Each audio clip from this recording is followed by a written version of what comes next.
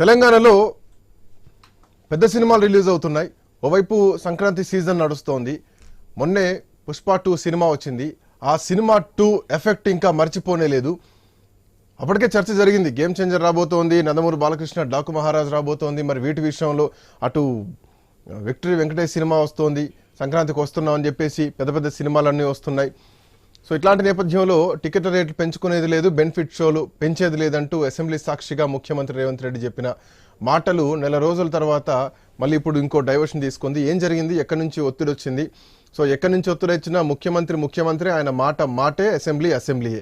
Assembly సాక్షిగా మాట్లాడినటువంటి మాటలకు ఖచ్చితంగా ప్రామాణికం ఉంటుంది, దానికి ఒక వెయిట్ ఉంటుంది. మరి ఆ వెయిట్ ఎందుకు తగ్గింది అన్నది ఇక్కడ ప్రధానమైనటువంటి ప్రశ్న.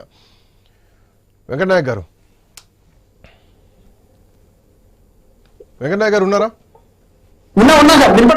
యా, వినిపిస్తోంది. ఒక్క నిమిషం, మీరు మాట్లాడే ముందు అసలు ముఖ్యమంత్రి ఏం మాట్లాడారన్నది. किसी का जान बचाने के बाद किसी का जान लेने के बाद आज स्पेशल प्रिविलेज मांगे तो ये सरकार में नहीं मिलने वाले। मैं जब तक मैं कुर्सी में रहता हूं तब तक नहीं देता हूं। किसी का हत्या होने के बाद, किसी का जान बचाने के बाद, किसी का जान लेने के बाद आज स्पेशल प्रिविलेज मांगे तो ये सरकार में नहीं मिलने वाले। मैं जब तक मैं कुर्सी में रहता हूं तब तक नहीं। అది ముఖ్యమంత్రి మాట్లాడిన మాట.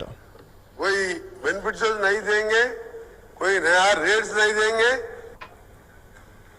फ्यूचर में आएगा no benefits in the night before releasing the date, कोई बेनिफिट्स नहीं देंगे, कोई नया रेट्स. వెంకటనాయక్ గారు, 100% ముఖ్యమంత్రి గారిని కుర్చీలో కూర్చున్న రోజులు ఒక హత్య జరిగినాక, ఒక జీవితం పోయిన తర్వాత, ఒక ప్రాణం పోయిన తర్వాత బెనిఫిట్ షోలు ఇచ్చేది లేదు, టికెట్ల రేట్లు పెంచేది లేదు. ఇప్పుడు ఇంకా అదృష్టం కొద్దీ ఏమి జరగలేదు, తొక్కిసలాటలు పుసుకున జరిగితే ఆ బాధ్యత ఎవరు తీసుకుంటారు? అసలు ఎందుకు మాట మార్చాల్సి వచ్చింది? ఎక్కడి నుంచి ఒత్తిడి వచ్చింది? Sir thank you sir. యాక్చువల్గా హరీష్ రావు గారు చేసిన ట్విట్టర్ ఏదైతే ఉందో ఆ ట్విట్టర్ నుంచి ఆ 2 బయటలు మీరు నాకు చూపించారు. దాంట్లో కోమటిరెడ్డి వెంకటరెడ్డి గారు మాట్లాడింది ఏంటంటే బెనిఫిట్ షోకి ఆస్వారం ఉండదని చెప్పారు. ఎస్, ఇక్కడ బెనిఫిట్ షో అనేది ఆల్రెడీ దాంట్లో స్టూడియోలో పెద్దలు ఉన్నారు, వాళ్ళకి కూడా తెలుసు సార్. ఇక్కడ ఇచ్చింది బెనిఫిట్ షో కాదు సార్.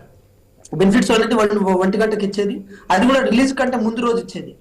ఈ రోజే సినిమా రిలీజ్ అయింది, ఈ రోజే 4 వాళ్ళు ఒక షో వేసుకున్నారు, దాని ప్రీమియర్ షో ఏదో పేరు పెట్టుకుంటున్నారు.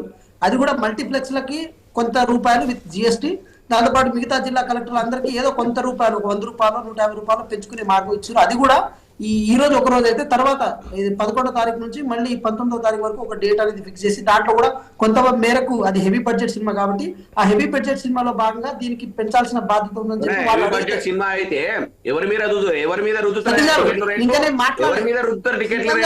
శ్రీకాంత్ గారు, సతీష్ గారు, సినిమా అయితే ఎవరి మీద చూస్తా ఉన్నారు టికెట్ రేట్లు. నువ్వే మాట్లాడు, నేను సైలెంట్ ఉంటా, నువ్వే మాట్లాడిగా. మీరు హెవీ బడ్జెట్ సినిమా అయితే ఎవరి మీద రుద్దుదాం అనుకుంటున్నారు మీ టికెట్ల రేట్లు? మీరే అన్నారు కదా, రాష్ట్రం కోసం కొట్లాడిరా, దేనికోసం కొట్లాడిరా, మీ సినిమా వాళ్ళకి మేము ఇవ్వాలని చెప్పింది. బీఆర్ఎస్ పార్టీ నాయకులు షుగర్ ఉందా? మీరు మాట్లాడినప్పుడు మేము సైలెంట్ ఉన్నప్పుడు మీరెందుకు మాట్లాడుతున్నారు? సైలెంట్ ఒక నిమిషం సతీష్ గారు, 1 సెకండ్. వెంకట్ గారు మాట్లాడండి. ఒక్క మాట కూడా నేను మాట్లాడలేదు. నేను వయసులో చిన్న నాచైతే ఎందుకు చెప్పించుకుంటావు? ఇప్పుడు శ్రీకాంత్ గారు నేనేమంటున్నా అంటే, బలగం సినిమా తీసి తెలంగాణ బలగాన్ని ప్రపంచవ్యాప్తం చేసింది దిల్ రాజు గారు. సరే, మనం ఏం మాట్లాడినంత దాన్ని ఇన్కేస్ తెలంగాణ వాళ్ళతో మనం ఖండిద్దాం.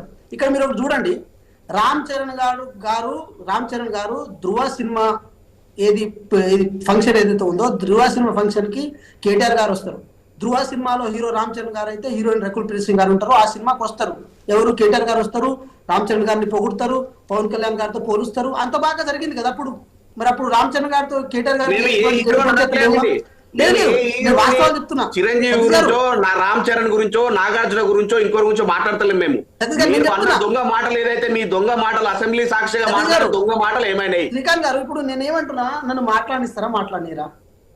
నేను అదే అంటున్నా. ఇప్పుడు ఇంత ఉత్సాహం, ఇప్పుడు మీరు మీ ఎవరైతే మంచి టాపిక్ మాట్లాడుతున్నాం.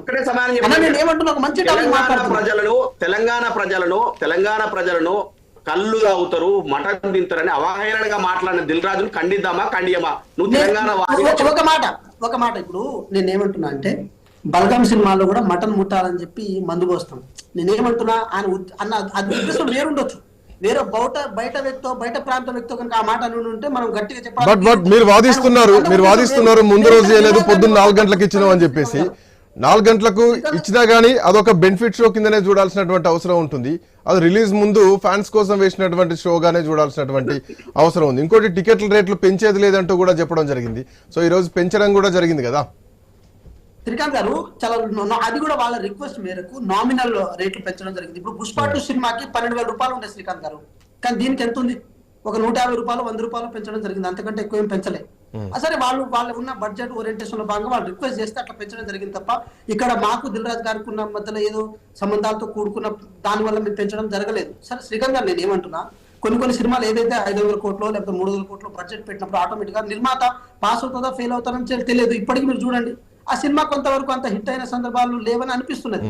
సో దానివల్ల ఏమవుతుందంటే వాళ్ళు ఆ రికవరీ చేసుకోవాల్సి ఉంటుంది. మనం ఇప్పుడు cinema hero remuneration, heroine remuneration ఇదొకటే మనం ఏది ఓరియంటేషన్ గా చూడం కదా శ్రీకాంత్ గారు. దాని మీద బతికే చాలా మంది జూనియర్ ఆర్టిస్టులు శ్రీకాంత్ గారు ఇదే ఇప్పుడు చూడండి ఎట్లా 2-4 ధోరణి ఎంత క్లియర్ కనబడుతుంది. ఉండడానికి దేశం కోసం కొట్లాడిన సినిమా నానే, రాష్ట్రం కోసం కొట్లాడినానే, కార్గిల్ కొట్లాడినానే హీరోలు ఏదో వాళ్ళు పని చేస్తారు, పైసలు తీసుకుంటారు, లాభం పొందుతారు, దానికి ఏంది అని రేవంత్ రెడ్డి గారు అన్నారు. మరి ఇవాళ మరి సతీష్ గారు నేను ఏమంటున్నా, ఇప్పుడు ఏదైనా కంక్లూజన్ వరకు మీరు ఆగేటట్టు లేరు కదా. మీరు మాట్లాడప్పుడు అసెంబ్లీలో అబద్ధం మాటలు చెప్పిన కన్క్లూజన్ ఇస్తున్నారు, తర్వాత క్లారిటీ లేకుండా కన్ఫ్యూజ్ చేస్తున్నారు. మాట్లాడుతూ ఉన్నారు. మళ్ళీ ఆగండి అంటే ఏమాగుతారండి? ఇలా తెలంగాణ ప్రజలని సాంప్రదాయాన్ని ఒక నిమిషం సతీష్ గారు 1 సెకండ్. ఇప్పుడు ప్రభుత్వ వర్షన్ గానీ మా వర్షన్ తీసుకోవడానికి మీకు ఇష్టం లేదా, లేకపోతే సతీష్ గారికి వినడానికి కూడా మనసు ఒప్పుతలేదా? తప్ప రేట్ అనేది సెకండరీ. మీకు వర్షన్ వచ్చినప్పుడు మీరు మాట్లాడండి, నేను వద్దంటున్నానా? నేను ఆపినా? మేము ఆపినావా? ఒక నిమిషం ఆగరాదు సతీష్ అన్న. ఏమైతుంది శ్రీకాంత్ గారు, నేను ఒకటి నా మాట అర్థం చేసుకుంటూ ఒకసారి మీరు జీవో చదవండి. నేను ప్యానల్ అందరికీ అంటే మిత్రులందరికీ నేను పంపిస్తాను. ఒకసారి జీవో చదవండి. ఆ జీవోలో ఏమని మెన్షన్ చేస్తుందో చూడండి. అక్కడెక్కడ బెనిఫిట్స్ ఒక అవకాశం ఇవ్వలేదు శ్రీకాంత్ గారు. కేవలం వాళ్ళు 4 ఏదో ప్రీమియర్ షో ఉంటుంది కదా, అది ఎప్పటి నుంచో జరుగుతున్న చర్య, దానికి అవకాశం మాత్రమే ఇచ్చారు. సో అది కూడా ఇది హెవీ సినిమా కాబట్టి దానికి ఫ్యాన్స్ ఎక్కువ ఉంటారు కాబట్టి ఆ కారణం చేత వాళ్ళు రిక్వెస్ట్ మేరకు ఇవ్వడం జరిగింది. కానీ ప్రభుత్వం మేమేం వెంటబడి ఇచ్చిన సందర్భమే కాదు. మేము ఇక్కడ ఎటువంటి ఆశ్రిత పక్షపాతం చూపించడానికి సిద్ధంగా లేవు.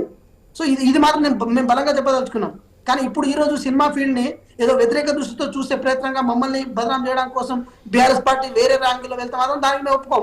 ఎస్, కోమటిరెడ్డి వెంకటరెడ్డి గారు ఆ వీడియో చెప్పినట్టు, ఏది హరీష్ రావు గారు ట్విట్టర్ పెట్టినట్టు ఆ వీడియో చెప్పినట్టు బెనిఫిట్స్ ఒక అవకాశం లేదు. మనం బెనిఫిట్స్ ఒక అవకాశం ఇస్తలేం కదా. మేము బెనిఫిట్స్ లేవు కదా.